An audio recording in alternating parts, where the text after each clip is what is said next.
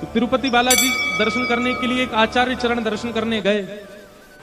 जेठ के महीना में गए, बहुत गर्मी है और गर्मी में भी पहाड़ जो होते हैं वो और ज्यादा तपते हैं। पहाड़ पर है तिरुपति बालाजी, नारायण भगवान का मंदिर है।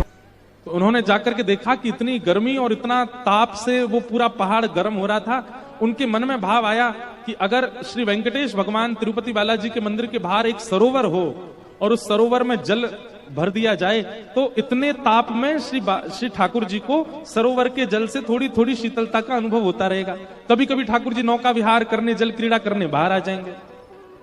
अब आचार्य चरण, उस समय इतने लोग तो थे नहीं, स्वयं गए और जाकर के फावड़ा उठा करके एक स्थान को खोदने लगे। उनके साथ में उनकी पत्नी थी।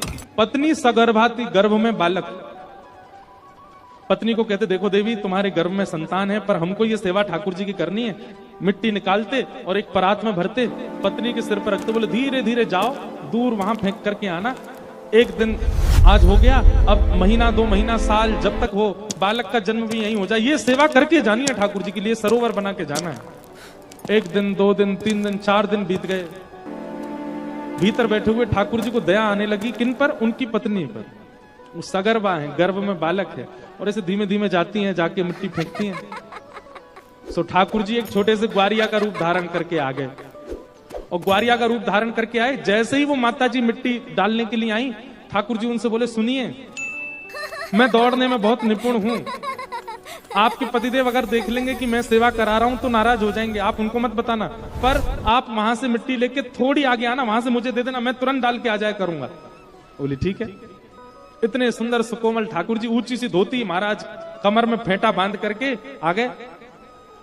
अब वो महापुरुष मिट्टी खोदें, एक परात में डालें, पत्नी को दें, पत्नी नेक आगे जाए, सो ठाकुर जी दौड़ के आमे लाइए और सिर पर धर करके तुरंत दौड़ के जामे, डाल करके परात लाके उनको दे दें।